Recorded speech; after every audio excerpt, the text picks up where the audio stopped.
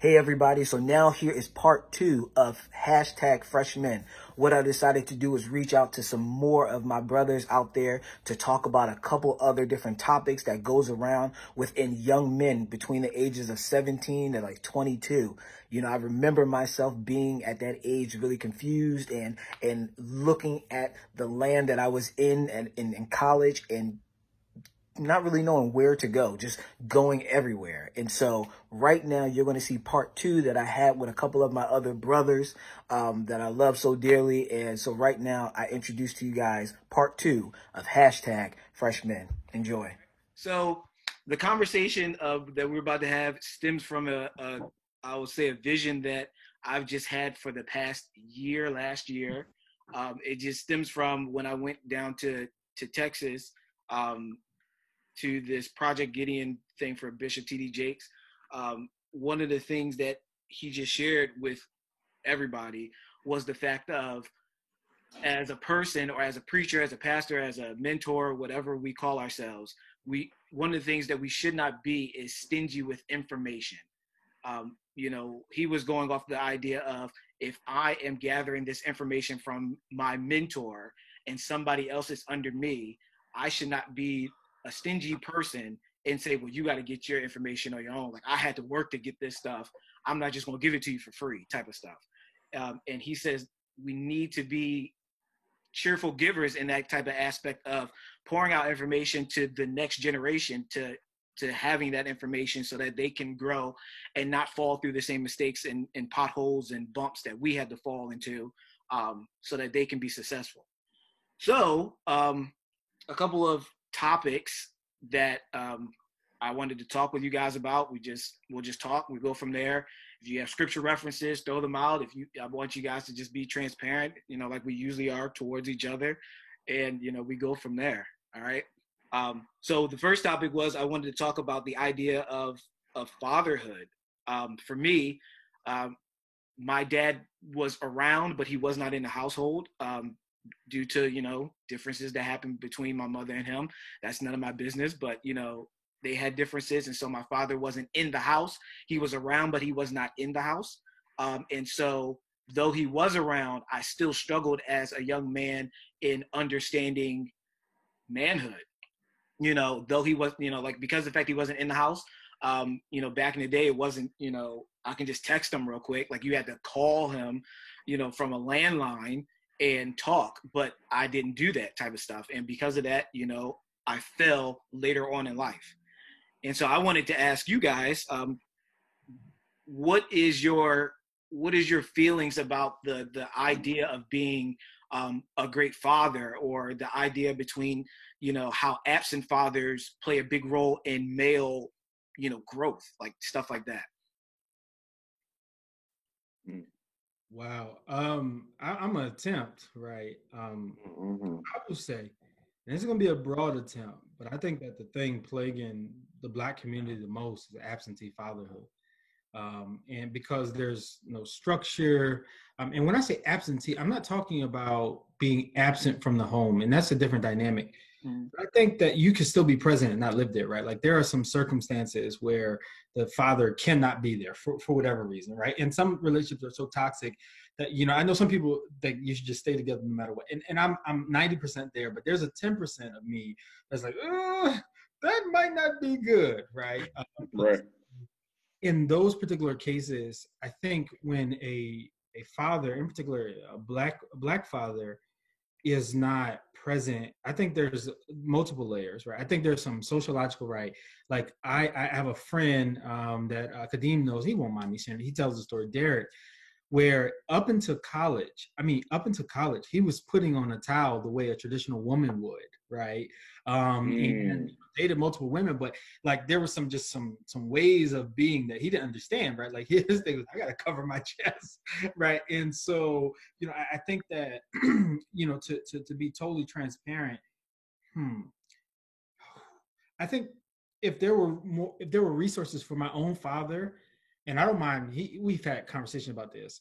I think I don't know if I would have been a better person, but I think my learning curve would have been less harsh when I had to deal with some issues that all men have to deal with, right? So like we think about like modeling, like what does a healthy relationship look like with someone you're dating. Well, I didn't have that model. So for me, I'm not gonna lie, this is gonna sound really, but you said be transparent. For me, I didn't understand why we needed to talk. Why can't we just have sex and just move on? So for a while, I didn't believe in this concept of, I see two Donovans. I didn't believe in this concept of, like we ain't gonna stay together for a long time. So I didn't do a lot of relationships. I did a lot of situationships, but I didn't do a lot of relationships. Why? Because my dad, he was there, but he didn't show, like he didn't model a way how to treat a woman like that. So I kind of picked it up as I went. And believe it or not, this is gonna sound crazy, I modeled it after a lot of movies, right? I wanted to be James Bond, and I wanted to be Hakeem from Coming to America. So it was like it was a combination of those two. Like so that's why I think it impacts everything, every aspect of the home. I think is impacted by Black father or by fathers. I really do. Yeah. Anyone else want to dip in that? Yeah. So I'll go. So go ahead. Oh, okay. So my circumstance was a little bit different. So my biological father passed away he was murdered when I was like 7 months. So I didn't really know him. So there wasn't an attachment there. But then my mother got married when I was 5. And the man who raised me, who I call my father, they got divorced when I was 13. So I've had it both to where I've actually had the father in the home, some of the things that he did extremely well, and some of the things that I saw were problematic. So because of that,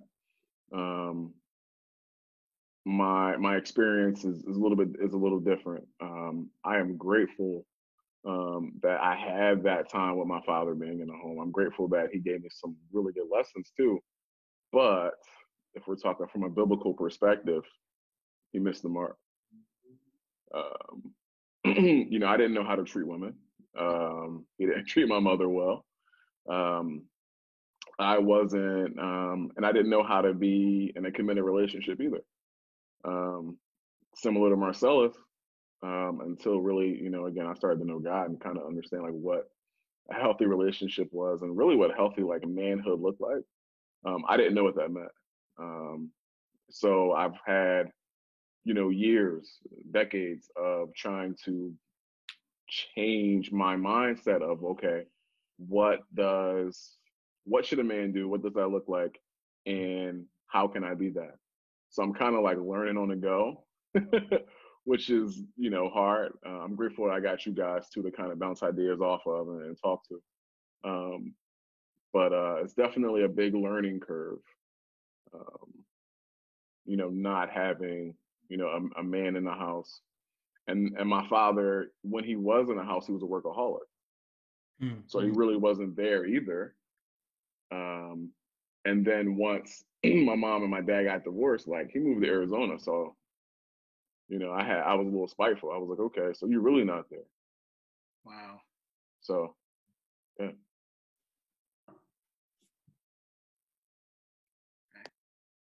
Anyone else?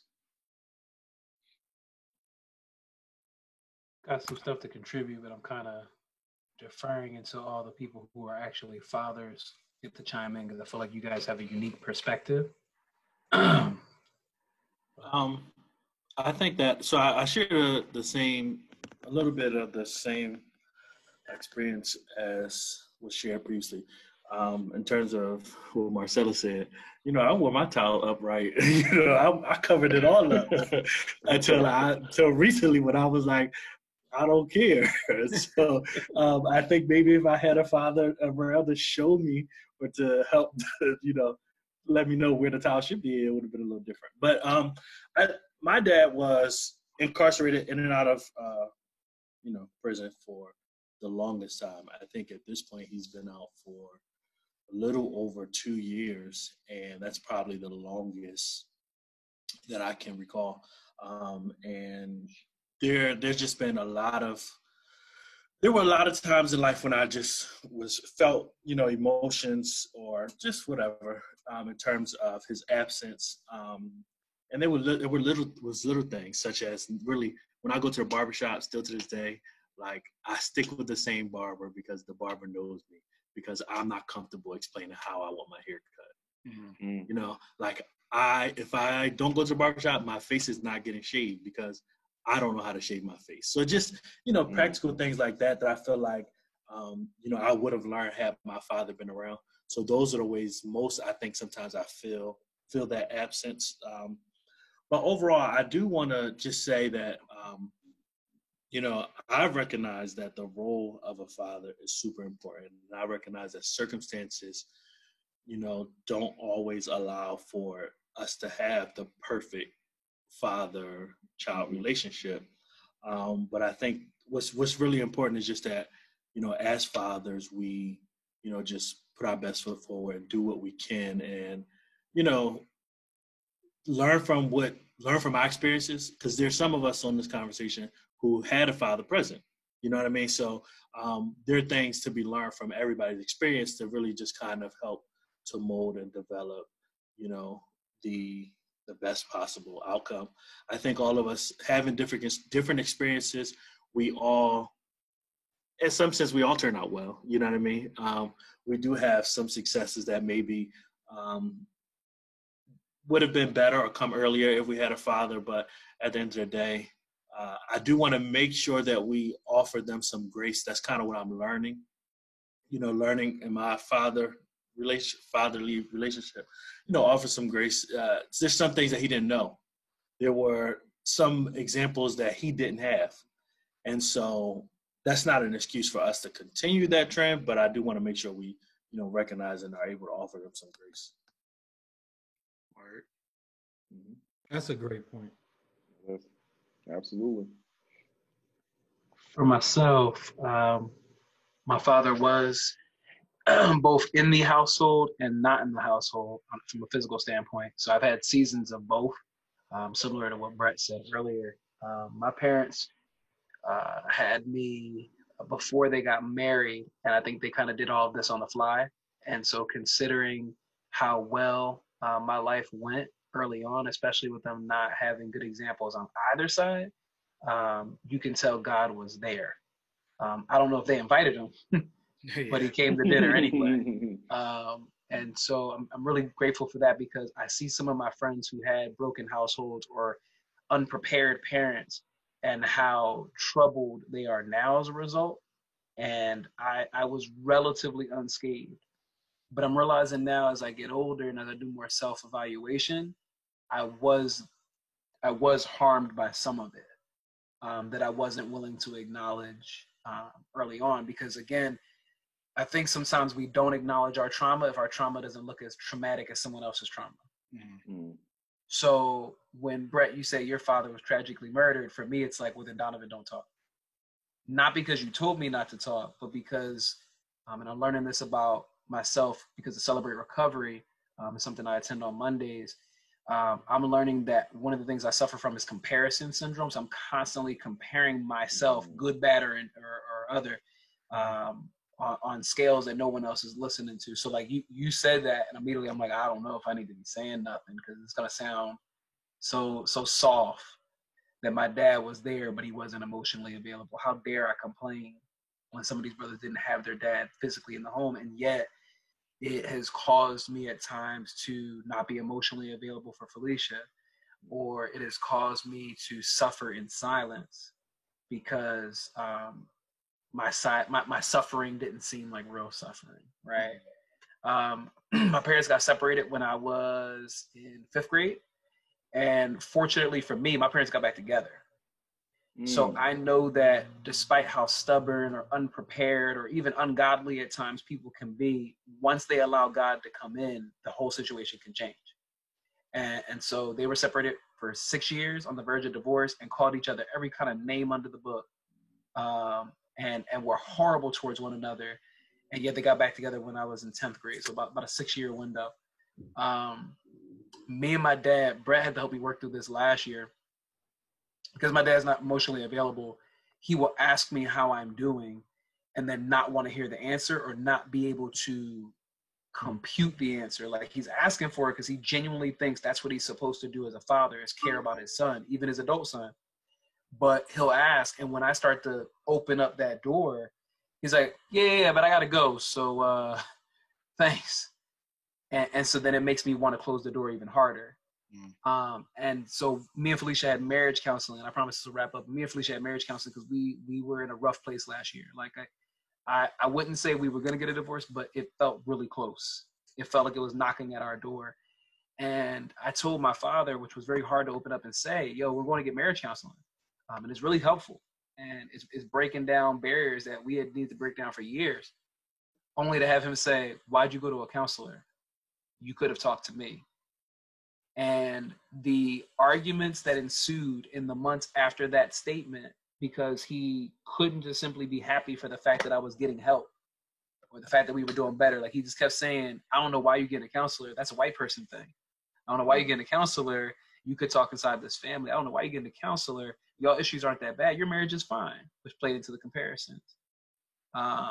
It led to me eventually lashing out at him and us being as close to fighting as possible. And I think the only reason why we didn't, fight in that moment is I was in King of Prussia and he was in Philly. Like, literally, if we weren't 30 minutes apart, I would be telling you I hit my dad last year because of how hurtful the things he was saying about me and about my marriage and about my Christianity. I mean, like, he was attacking all of it, and it all stemmed from, and he acknowledged it later, he was so mad I went to a counselor that he wanted to let me feel how he felt because I didn't trust him as my father, because I didn't allow him to be dad. He wanted to let me know I don't got it all figured out and I still need him. And my life is going to be horrible without him. But the way he went about it, he tore me down more than he realized. And so I've had a good and a bad relationship with my dad. I can see the benefit of godly parenting, and I can see the hurt of a physical present father, but an emotionally unavailable one. So that's everything. Wow. So it's safe to say, like we all have talked about, or Joe, did you want to say something? I'm sorry. No, I don't have to. We have other stuff. I mean, I don't know how much time we have left. I don't want to take up a lot of time if you have something else you want to get into. Okay, that's cool. So I did want to talk about the idea of accountability. I think that is something that is missing in the sense of men. I feel like women kind of have a little bit more of a good accountability grouping or I guess process or procedure, whatever you want to call it. I feel like women are a little bit more connected with their other female friends and stuff like that. Like, for instance, Jasmine is always talking to somebody that is one of her friends. And I feel like she finds confinement, closure, covering, and stuff like that to express what's going on in her life. But I feel like it's harder for men or even young men, whatever, to have another person to talk to. And so, like, for me, I'm very, very blessed to have each and every one of you guys to be able to feel comfortable in expressing frustration, loneliness, fear, anxiety, anything that I might be feeling to you, knowing that you can understand where I'm coming from, but provide me with whatever seed of encouragement or whatever you want to call it to making sure that I'm okay. Like, I know that I can go to you guys and feel covered in a sense. And so my question would be, why do you feel like a lot of men don't necessarily want that? Why do you feel like it's not happening? Why do you feel like it's harder for men to have another man to be, hold them accountable and stuff like that? Like, what are your feelings about accountability? I mean, I'll say one thing and I'll duck out. We're prideful. True. That's it. Like, it took me so long to really mature was because I was listening to everyone. I was listening to myself all the time. I didn't take wise counsel really until, my late, almost graduating from high school and then going to college. Like that's when I really started to take counsel wise counsel too, wisely. Before then, yeah, pride. Word. I'll say like developmentally, just like from a societal perspective, it's not something that's taught to boys, right? To be okay with like help seeking. So like I'll say when Brett says, we're prideful, I think like we are as just humans like blank slates, but then we're fed different messages from childhood on up, right? So for women, it's okay to cry, you know what I mean? To, find console or find support in groups or go to your girlfriends. For boys, it's like, man up, deal with it. There's that autonomy that's taught from a very early age to kind of fix it, handle it, do it yourself type of thing. And I think that just continues up into adulthood. So there's that feeling and want to seek help, right? But some people don't have the words or, to say, how to articulate it, how to phrase it. So I think that has plays a role in that for sure. Yeah, I think that like soon to be Dr. Joe said, there's a lot. I think pride is, but if I can steal, I'm just gonna steal from what all y'all said. Kadeem, for me, said the statement maker for this whole conversation about grace, right? And I don't think we're gracious enough with ourselves to allow ourselves to go through one introspection, but then inspection, right? Because it's like, okay, I finally got to a point where I can just see I got some things messed up about me, but y'all, I don't know if I ain't gonna cuss, but y'all Negroes got me like all the way out of here. If you believe that I'm gonna go through introspection and then allow myself for inspection, right? Yeah. And so just kind of, bring for me some, biblical understanding. I imagine what would it look like for Jonah to have returned to where he was from and say, hey, I kind of went off my purpose, kind of didn't do what God told me to do, right? And for Jonah, it seemingly was easy just to be somewhere isolated, like a well, like that's where he had to get revelation, because he probably wasn't even going to get it from other people, because he wouldn't told them, hey, God told me, right? And so I think that sometimes in how this plays into, manhood about being accountable, you got to make yourself vulnerable. I think that, wait, I see something just popped up on the screen.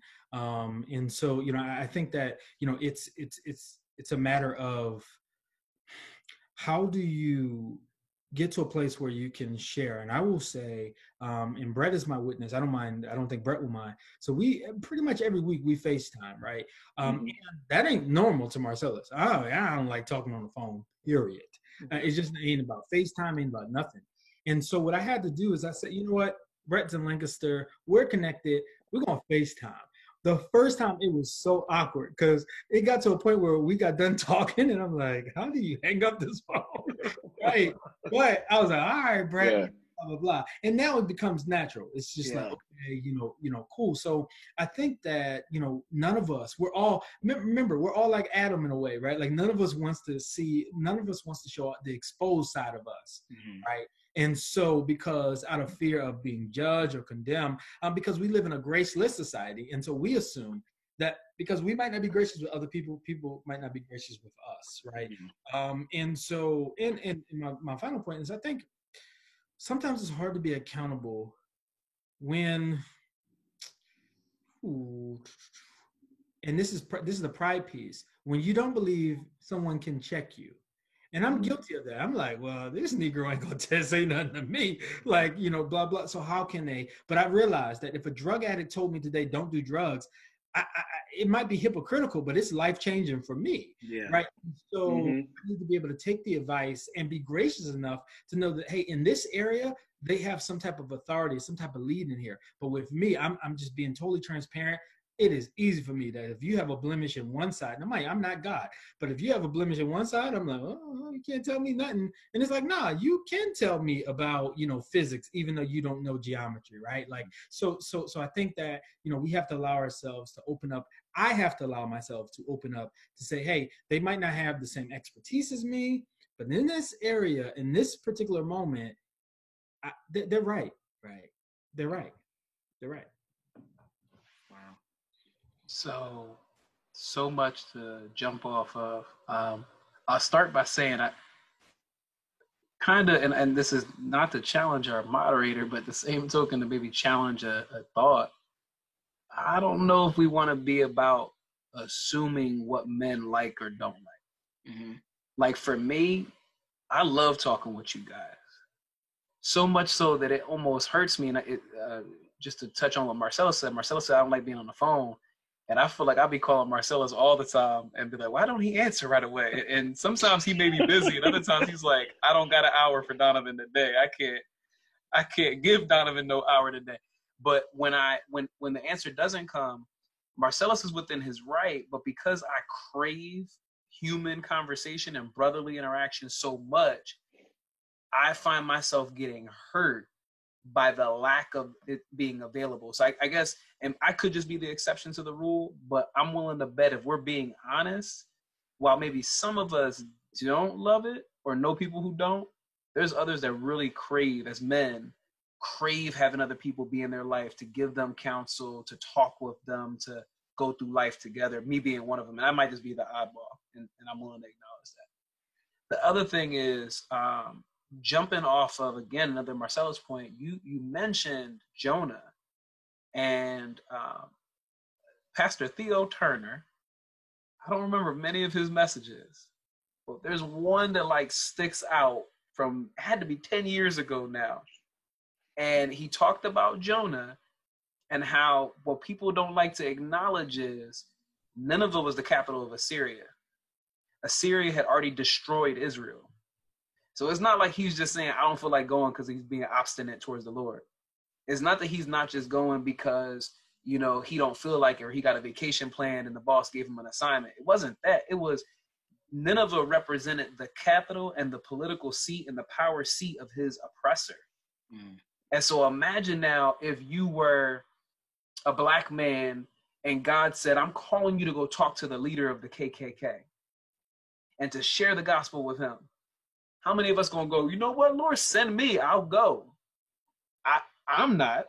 I'm good. Like, that's just gonna be an area where I disobey, and grace will cover that too. Mm-hmm. But I think we gotta acknowledge that Jonah had some real trauma, and we don't look at the Bible through that lens. And Joel, feel free as the counselor on the call to add or correct or to, but I don't think Jonah acknowledged his trauma. And I don't think in many stories, whether it be Isaac lying about Rebecca or Jacob fighting with his brother, like there's so much familial trauma in scripture, we don't even scoop it at all. Most pastors stay away from it because we don't like talking about it. But Jonah didn't do it for a reason. So when we don't seek accountability, sometimes it has to do with the trauma, where the last time I opened up, someone really hurt me. The last time I opened up, someone used that to destroy me, or at least tried to. So I ain't opening up for you because I tried that once and it didn't work.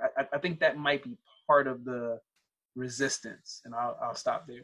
Let's go. So I agree. Like, that's the point I was going to make. So I think that, well, I know in my experience, it definitely has been that. And, as men, I feel like in order to, kind of counteract Brian's initial statement that women do a better job at it and men not so much in terms of being accountable, we have to be mindful. I guess just be mindful of, the way we respond and the way we interact with one another. You know what I mean? Like, yes, we are dudes, and yes, the idea is we're so macho, and so you tell me this and I'm like, terrible idea, you got to do better.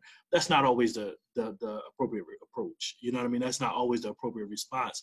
And as dudes, maybe because I got the pink shirt on, I'll be the one to admit it, I have feelings. And so, you shut me down and I'm coming to you in a vulnerable state, or, I'm coming to you, let you know I'm dealing with this, that, or third.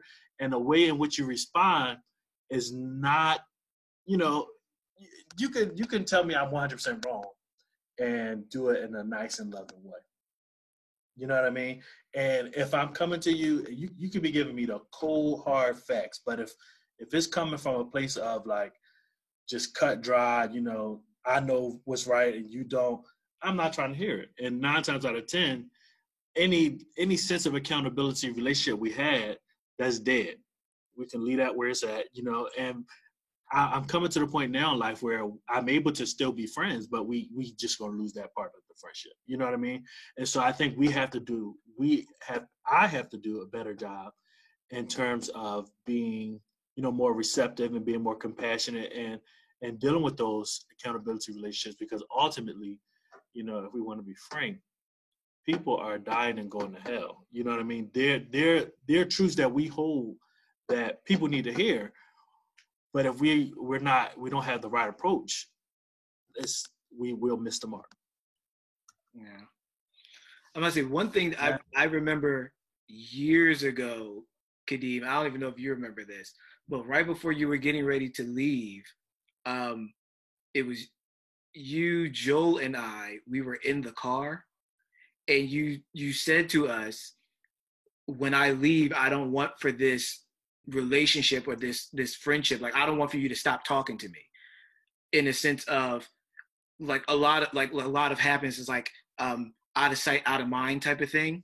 And I remember that you said that, and I remember my initial response or feelings behind it was, oh snap, like he wants for me to continue in this, this conversation and continue to seek him. And at first I got a bit nervous about it because one, I mean, and maybe you guys can attest to it, I'm often the reserved one within all of us. I'm the one that kind of just sits back in the crowd until I feel like I can act goofy real quick, and then I'll like sit back again. And I think that's just because because of like we've all talked about getting hurt before, and I'm not trying to get hurt again. But then also it comes with me trusting, or me having the time to trust in and having conversation and trusting in you guys to know, wow, each and every one of these guys want the best for me. And so when you said that, it was, wow, this guy sees value in our relationship. And me on the counter end, it's what is it? It's I don't want to mess up. I don't want to mess up a relationship that somebody else sees as so valuable. Like, I don't want to mess up, like if he wants to come talk to me not being there to talk to him now because of the fact that we are X amount of miles away. And so I think for me as a man, I highly value that relationship, or our relationship, all of our relationship. But I saw the importance behind having men interact with one another, because, like we're all throwing out our funny stories about, basically growing up with women. It's, for me, when my first time moving in with Joel, like for instance, I lived with women. I still unfortunately live with women, and they go to the bathroom with the toilet seat down. And so when I see somebody edit that part, I mean, but seriously, but like when I see somebody, like a toilet seat up, it kind of like, it throws me off. Like, why is the toilet seat up? Because of the fact that I lived with a bunch of women. And so being comfortable, like right now, being comfortable to express like, hey, I've gone through some times, back to the father thing, where I didn't have a lot of guys to show me toilet seat stuff or robe stuff or whatever stuff. I don't know. I feel like I feel comfortable in saying it, whether or not we're recording this or not.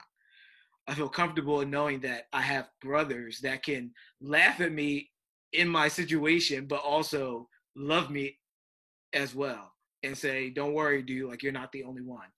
Here's my story. So B, just to launch off of that, this is probably not one of your prompts, but I'm curious because we've been using it, but I'm curious how we feel about it. Where do you guys stand on expressing love towards another man? Now, I don't mean in a romantic standpoint, but as far as like, I know, like Brett and I kind of do this. I can't remember if I do this with, or I can't remember if the rest of you respond in this way, but whenever me and Brett end a phone call, I'm like, I love you, bro. And he responds accordingly. To me, that kind of is a natural launching point off the accountability thing about being vulnerable, letting somebody see you and being weak in front of somebody. Where are we at as far as being able to love other men? Because I feel like that helps with accountability. Yeah, so I'll kind of piggyback off what you just said, man. Like, I love all y'all. Like, I think every conversation we all have, at the end, I say I love you, and it's true. I think that, at least from my perspective, as we've grown, first of all, we all might not be here tomorrow. Let me just start there. We all might not be here tomorrow.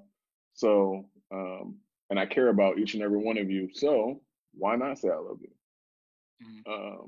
I think, again, things that we were taught, unfortunately, bad practices, and Joel hit this like on the head. We were conditioned just based on how, the society and circumstances that we've actually gone through to be dominant, right? To not really say I love you. But I'm thinking about some scripture that kind of came to my head about again, kind of like what 1 Corinthians, I think like chapter 16, 13 through I think 15. All things we do, we should do in love, like that. Period. So I think sharing that every time we can, with our intimate circles and people that will need as well, it's necessary. Awesome. Just to add a little bit more clarity too, everybody keeps saying I love y'all, like as a matter of like a statement, but I find like some of the same cats that can say, I love you, right? Like in a really aggressive way, have a hard time just saying the words I love you because they feel different, right? And so like when Brett ends a phone call, he's saying I love you and vice versa. And yet when you were giving your explanation, you said, well, I love y'all. And like that to me is like more the masculine appropriate or the men approved expression. Yeah. But nowhere in scripture do we see that delineation. I mean, like, yes, there's a variety of loves, right, in the Greek, but philios to me is still very strong. It may not be as strong as agape, but it's stronger than I love y'all. Yeah, my dog. Like that's not filio. Like filio is like me and Marcellus are on the battlefield, and he's about to get harmed, and I'm gonna go take this dagger for him because he got a family. You know what I mean? Like I'm gonna jump in front of it because I want to protect him. Like brotherly love is very strong, but we don't express that strong emotion. So when I'm asking you guys, how do you feel about it? It's not whether you love me or whether you love other men, but rather where are you at on expressing it? And do you think it's necessary? Maybe that. I think that, to be quite honest, well, one, I'm gonna defend Brett in a moment. I don't know any other plural version of you, like instead of yeah. And then I look at him like he's weird or yins. So I think that like love y'all, right? And so but to answer your question, I don't mind expressing it personally, and that's because like for me, I was made and I pledged in the chapter. We're like that's what we do, right? Like, so it is weird. Like we have our own Kappa stuff, but after that, it's like I love you, man. And for me, when I say I love you, man, that's not watered down. That's like even in Corona pandemic, I'll drive to wherever you're at if you need me, right? Like even if I can't make it happen, I can cause it to happen, right? And so I think that, for me, I think it all depends on definitions, right? Like now, are there times, have there been times where it's like someone said that to me and it was really awkward? Yeah.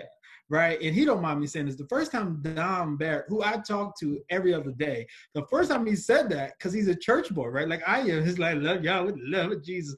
Right. Like, so like the first time he said that to me, I was like, huh? But I just said, I love you too, man. Right. And so it's weird, Dom, but this is not answering your question, but hopefully it does. When I say I love you, man, it has several emotions. It could be Negro, I don't love you. Or like, nah, bro, I really love you. I haven't found a better way. And I don't want to get scientifically to say, technically, my cerebral cortex is guided in such a way that my unconditional, no, it's like, I love you, man. And like Brett said, I love y'all, right? And I mean that individually, but I also mean that collectively too, right? Like, I think that there has to be a love for brotherhood, period, right? Like, I love brotherhood. Like I love fidelity. And if I can say this, Brian, you didn't ask this, but I need to address this. A couple of months ago, Kadeem said something. He said, look, man, hey, y'all say the wrong thing. I love you, but you're going to have to, whatever. And I was pissed. I was pissed. I literally prayed and I said, God, I'm not going to pray you strike him. I'm just going to pray that you don't even do nothing for him. Just let him be regular, right? Like I was pissed. Sorry. I'm just how to talk to God. But I realized he wasn't asking me to walk on eggshells because, we don't like walking on eggshells as men. He was just asking me to put him on a delegate cycle, right? And so no one, because I have 3 kids, especially a baby, some things need to go on a delegate cycle, not calling him a baby, but saying his emotions at that time just required me to dive deeper into my brotherhood. He wasn't asking me not to check him, but he was saying, check me in a different way because where I'm at. And so I think that love helps us adjust. And at that time, because I'm like you, Donovan, I didn't want to get hurt. So I was pissed. I'm like, what do you mean I can't check him? I'm going to check him just because I can't say anything. So I'm going to find something to check him on. But he was saying that, no, you can still check me, right? But where I'm at right now, if you take me off the delegate cycle, fam, the whole thing, this whole shirt, this whole friendship might get destroyed, right? And so I think that, love taught me, like, look, this is my brother. This has been my brother since I was 16 years old, right? And I'm not going to throw him away because one thing I'm good at, my last point, I'm good at throwing people away. And I didn't realize that about me until my wife pointed out. I'm really good with throwing people away. Yeah. All right. Sorry. No, that's good. I feel like I'm the same way with that. I feel like if I don't feel like, it's almost like if I don't feel like talking, I'm just not going to talk. Or hey, Jasmine, hey, you haven't talked to such and such in a while. I mean, yeah, no, I haven't. I mean, yeah, I haven't. And just keep going. Like, okay, babe, what do you want to eat? Like, just, like that brotherhood, like you said, like I feel like we all can be easily with I have my scissors in my back pocket, say the wrong thing, and I will be cutting you off. Like, that's it. And I won't feel too worries about it. Like, that's it. Like, Meanwhile, my wife's trying to put me back together when I even perceive a little bit of distance between one of y'all. And I don't share it every time because y'all would think I was a basket case if I express my emotion every time I wanted to. But when I hint, like, at least if I perceive me and Marcellus aren't good, or if I walk away from a conversation with Joel and I say, dang, I could have said that better. You were trying to impress him, but you probably ended up insulting him. Whatever the case may be, like, she has to, like, counsel me on the regular. All right, babe, Joel probably didn't even hear you. Like, it's not that deep. You overanalyzing this a little too much. He ain't cutting you off of that, but apparently some of y'all good at cutting, so. I don't know if it's pettiness. I don't know if it's just, I don't know what it is. I think that we definitely kind of, well, first of all, every time I hear my name, I'm like, oh Lord, what did I say? What did I say? Because y'all know I have been known to say some reckless things back in the days, Lord.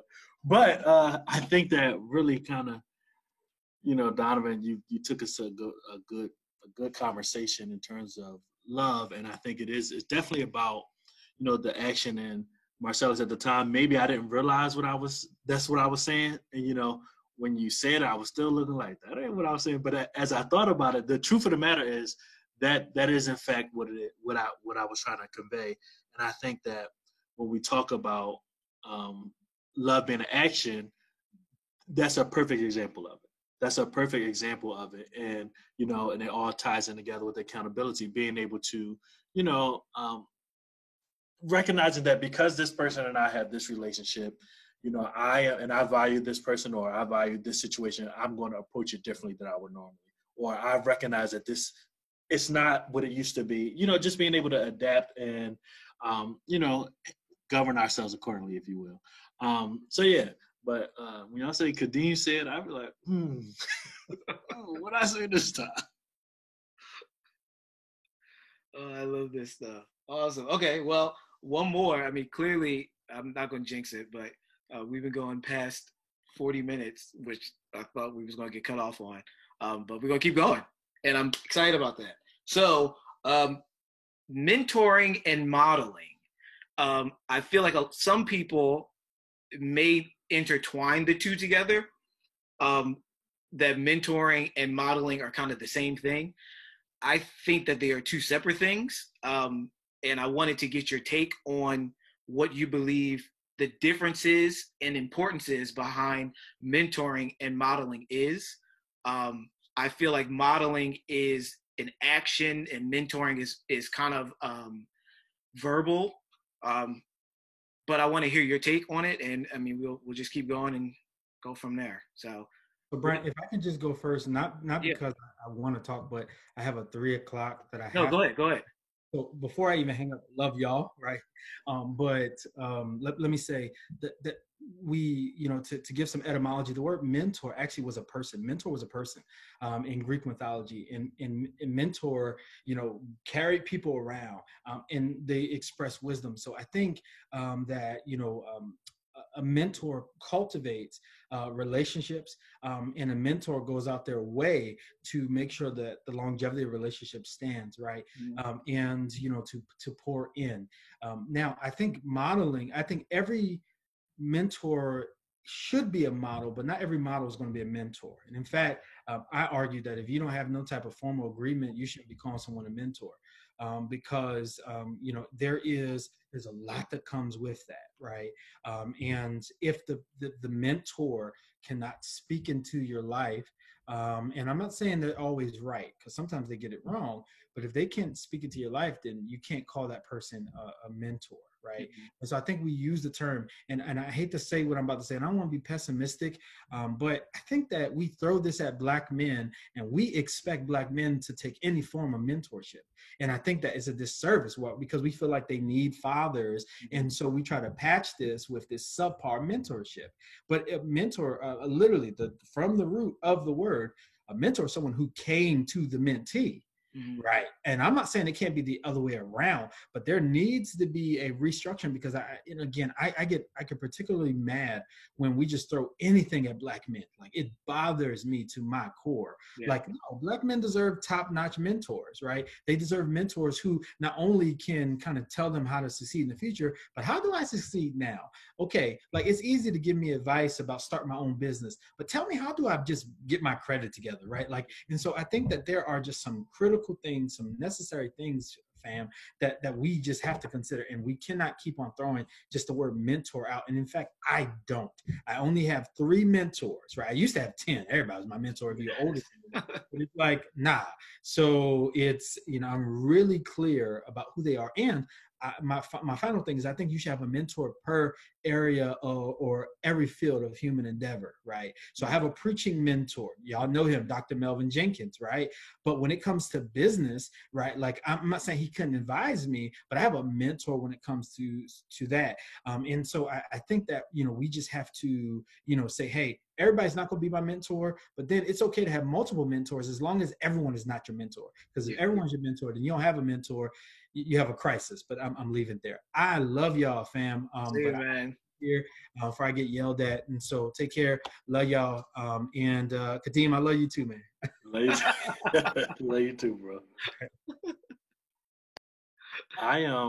In terms of mentor, I guess my point is just kind of like the importance of it. I think that we rewind the conversation and go back to what the original topic was, and it was, fatherhood, and subsequently we talked a little bit about fatherlessness and, absenteeism. I think that it was in those situations where I had people who stepped up and filled that kind of mentoring role, and helped to guide me. So I do see where you said you believe mentoring is more of, a verbal kind of situation where, we can kind of communicate and kind of walk you through it step by step, as opposed to modeling.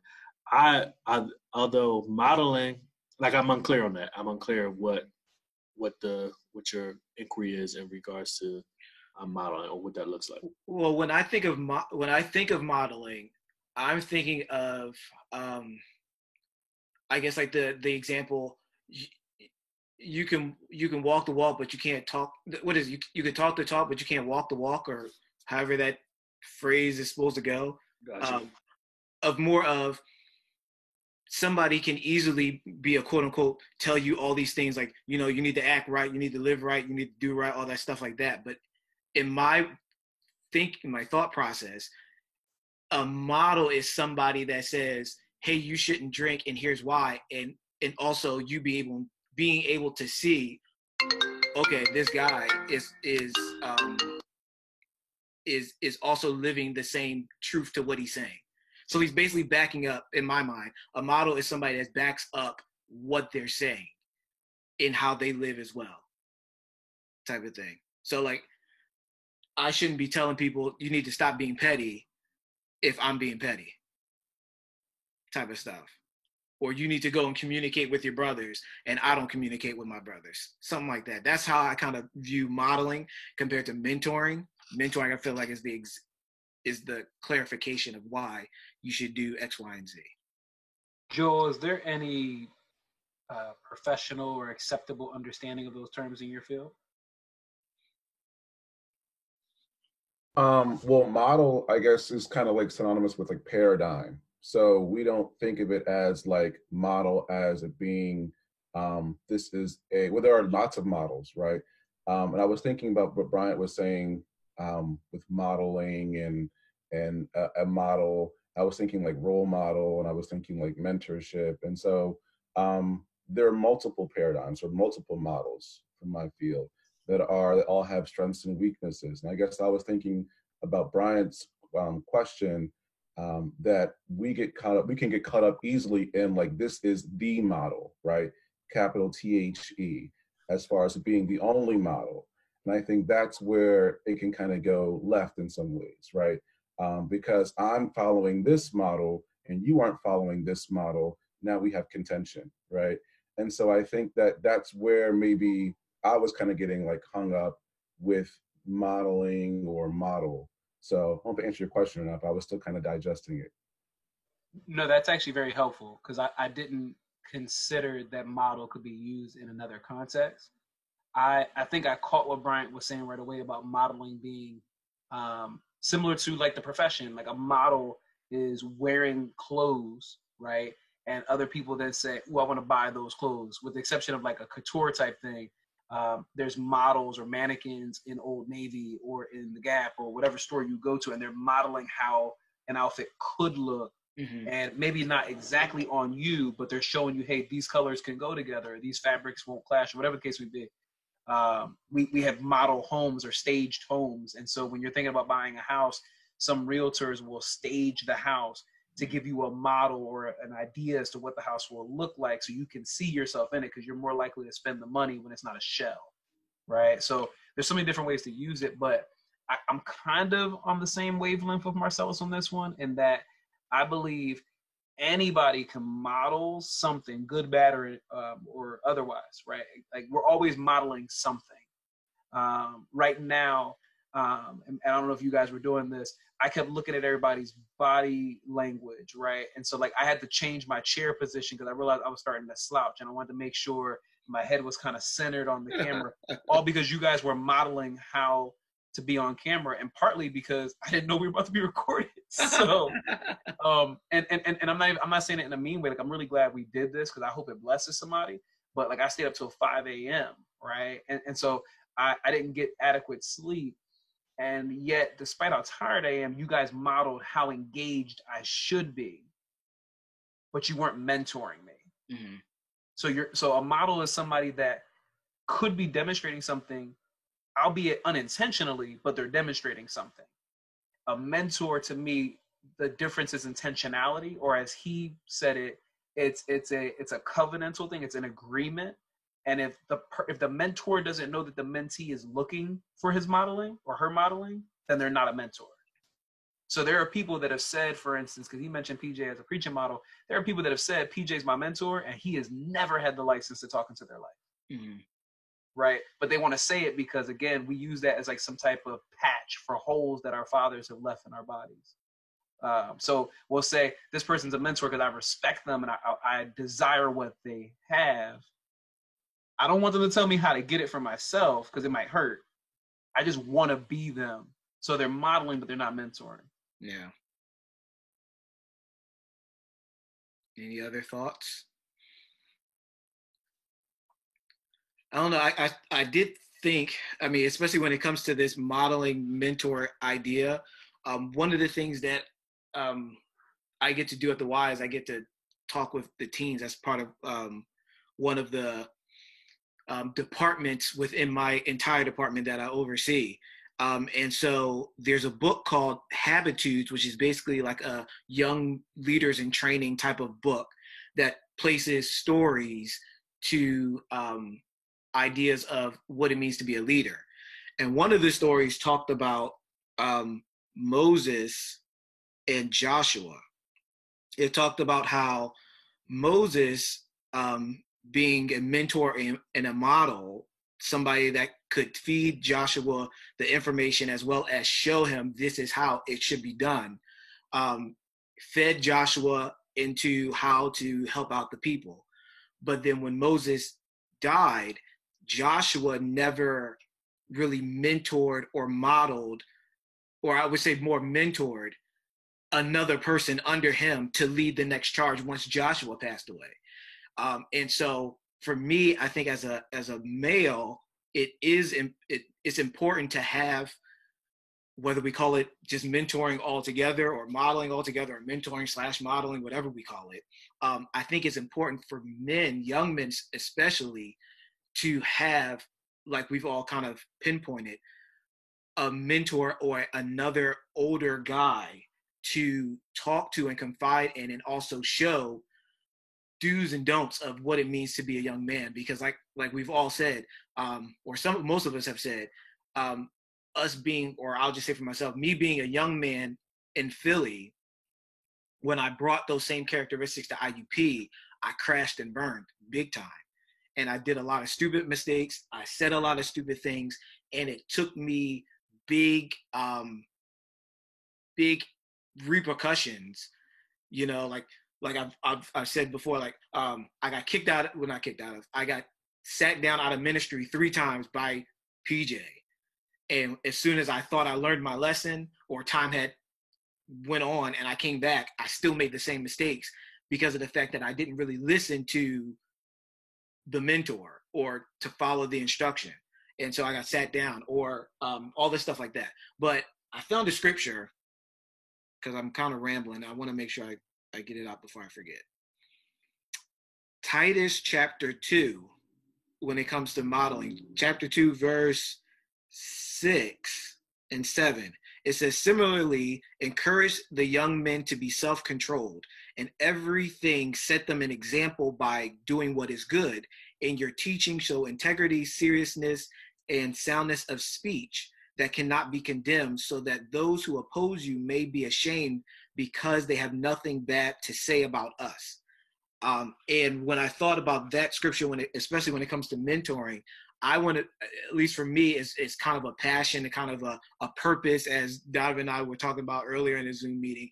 I feel like it's something of a level of importance for us to be able to pour information back to a younger guy, or any man, same age, any guy, so that they don't have those same mistakes. And it's something that PJ had challenged, I know Joel and I, because we're still up here, to reach out to young men, reach out to other young people to spiritually feed them. At first, I was kind of like, who am I going to talk to? Because I don't even talk to the people that I'm close with like that. So why am I going to go to another young man? But it took a lot of, what I want to say, decreasing of flesh, or pride, or feeling like I said before, like these young men got to go through the same embarrassment and the same turmoil as us. Like they got to come to the pastor's house, just like Kadeem, Joel, and I came to the pastor's house one day, and they got to fail, you know, and they got to be embarrassed. They got to go through these same things as I did and learn. But a true model would say, these are the things that I struggled with. These are the things that I went through. Here's some advice, such and such and such. You know, I know I kind of went all over the place because of my thoughts, and the light is really like shining in my face that I can't really think too clearly. But you know, but I feel like there is a level of importance when it comes to mentoring. But I'll leave it at that until somebody else says something. No, so I agree with you. I think, excuse me. So I think a role model. I think we kind of somebody has said this before. I think it was you, Don. People and Joel. I think Joel might have hinted at this too. Like again, you can get good and bad from a role model, but the relationship that you have with a mentor is something that's agreed upon, and they're trusted. And I do have 2 mentors as well, like a spiritual mentor and then a business mentor as well. They both are older. Eric Mason from Epiphany, and I have a work mentor at IBM. But it was agreed upon, and they actually, like I hung out with them and spoke with them, and then they said, "Well, do you have a mentor?" Or like, what's? They kind of brought that conversation up. But then the one that I actually had with IBM, I actually had to like seek that person because it's a business relationship and we don't have that close proximity in regards to relationship. But I think it should be agreed upon. Like mentoring should be agreed upon, and some levels, rather that be from the person that is the mentor or the mentee. But it definitely needs to be agreed upon, in my opinion. Cool. Well, fellas, I thank you for your time. I know we probably we fit a little bit over an hour, but the very last thing that I would like from the 4 of you is if there was one thing that you could pass on to another young man to help them out, what would it be?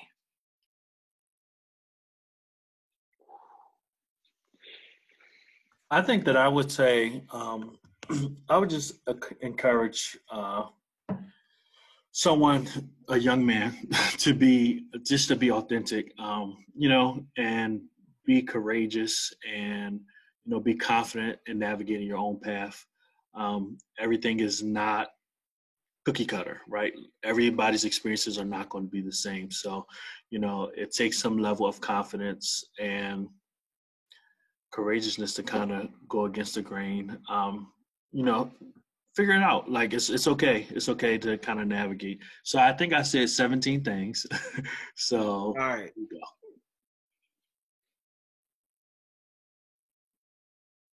Anybody else?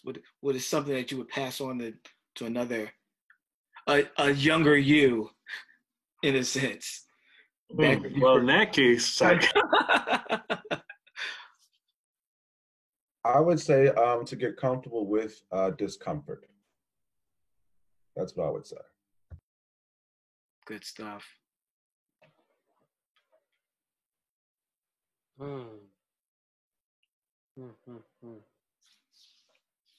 I was about to say I can definitely agree with what Joel said. If I had to pass something on to a younger guy, yeah, it would be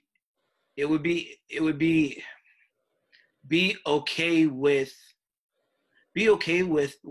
being bare, or like stripping down the walls, because like we've already talked about, like the idea like a guy's persona is to be the macho stern guy, and so like sometimes that's good, but then sometimes that's gonna hurt us, because when it's time for us to be open, we don't know how to, or we're gonna hurt somebody who is trying to open up to us because of the fact that we're always just like this. So I would say to a younger me or a younger male is to be open with what life is going to present. Be okay with the process that you have to go through. So that's probably 2 things. That's my struggle. You said one thing. I know. You could give 2. And I gotta be mindful of the fact that this will probably be a project we do again in the future. So I'll say 2 quick ones. One kind of playing off of Kadeem, just being okay with being you. I think you said authenticity, or being authentic. Mm-hmm. I want it so much, depending on what time or which Donovan you're looking at. I want it so much to gain you guys' approval when I look back on it. I think about some of the instances I was involved with like VOJ or at Victory just in general. And I didn't know, not to lump Victory in this way, but I didn't know what Black church was like. Mm-hmm. I didn't know what it was like to have a pastor that actually could say something to you because he actually knew your name. I didn't know what it was like to have a gospel choir and rehearsals. Like I didn't know about any of that stuff. So like, I felt like I was always trying to impress, maybe not U4 or U5, but some man in the church. And as a result, I oftentimes was not being who I was. So I guess it's being okay with who God made you to be. Not confusing that with maybe bad habits you need to get rid of and saying, well, this is who I am. Like, cause some of this stuff is more habitual that I can change in, but my essential character, like who I am, like my personality, my traits, there's certain things that I've tried to change that I had no business trying to change. God made them perfect just the way they were. So I'd say that's the first thing. I think the second thing is just the importance of consistency. It's exhausting to have to keep going back and correcting something just because you didn't do it well the first time. And I feel like I'm in a constant state of having to go back and apologize for piss poor effort. I know this is a Christian video, but I talk as if I was pledging an organization. Right. Piss poor preparation leads to piss poor performance, whatever it is. But like I've been unprepared so often, or not given the best effort so often, that I didn't have to go back and fix things. And I would say if I could talk to my younger self or the young men in college right now, man, like just do it well the first time if it's in your power. It's so much easier. Yeah, that's good. I mean, you guys hit so many great points. I think I would tell a younger, kid, myself, us, and kind of like listen to constructive criticism. I mean, I look back at some of the conversations that I've had with you, Kadeem, like one-on-one, man, like back, in Indiana. Don, you know what I mean? Like Joel, just all y'all, just like with Jules that I remember y'all like saying to me, and I'm just like, nah, that's not listening to that. But then now I look back at it and I'm like, they actually had my best interest at heart. Like, I mean, we could just be hanging out like late at our spot, and it would just be just talking. And some jewels have come out of a lot of those conversations. Rather they be funny or serious, but just constructive criticism is fine. And typically, your people that you're close with really do have your best interest at heart. Awesome. Well, brothers, I thank you for your time. Like I think Donovan said, we should do this again. I know we're going to meet up in our phone chats and other group meet chats, all that stuff like that. So we'll be talking soon, but hopefully people who are watching this will be inspired. Will, especially the young men, will be able to get some stuff out of it, and we'll just keep going from there. Maybe we'll do another video and tackle on some other points, and we'll just see what happens. So yeah, thank you guys. Enjoy the rest of your day. We will rock out once again another day. Bryant, Kadeem, Brett, Joel, I love you. I love you too. You just know how to make that happen. I knew he was gonna say that. I love y'all. All right. All right, see you guys. Take care, brothers. Appreciate y'all. Take care. Yeah. Bye. All right.